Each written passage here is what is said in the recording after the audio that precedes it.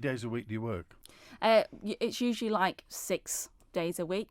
And to be honest, it's not, I would never say it was work as such. It's a bit tiring and exhausting because you're with kids and stuff like that all the time, but it's fun. You're doing fun activities with them. So to say it's work, I feel a bit like, oh, it's not really.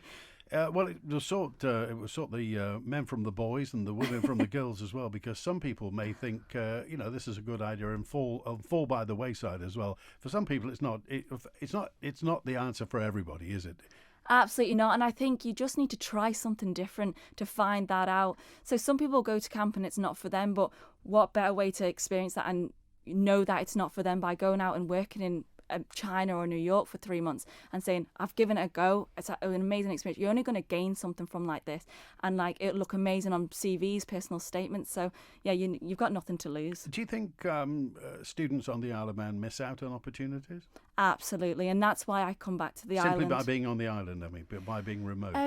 Not really. They like going around the schools this week that I've been really surprised of how many skills and amazing people I've come across. There's a boy I spoke to at the Isle of Man College, and he's actually heading out to China next summer. I interviewed him yesterday to come on the programme, and the amount of skills and experience he has behind him is mind-blowing.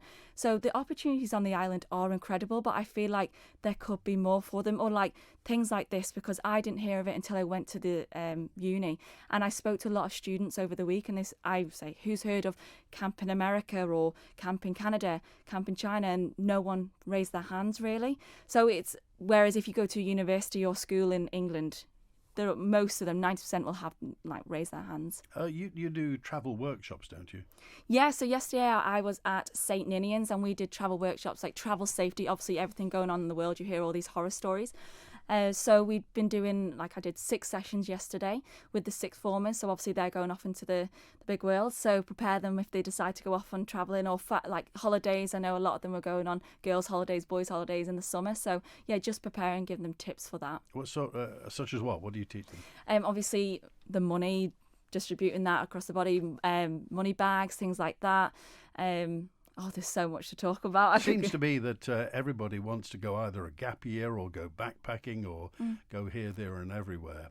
And as you say, we do hear horror stories. Inevitably, the number of people that will go away, you'll hear horror stories about people being attacked or kidnapped or what have you.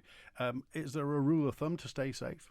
No, I don't. I think obviously it's awful, the stories you do hear. I think it's being streetwise as well and not being, obviously, everyone backpacking, they'll probably go out and have a few drinks and stuff. It's just being sensible and being around people all the time and just being wary of who you're talking to.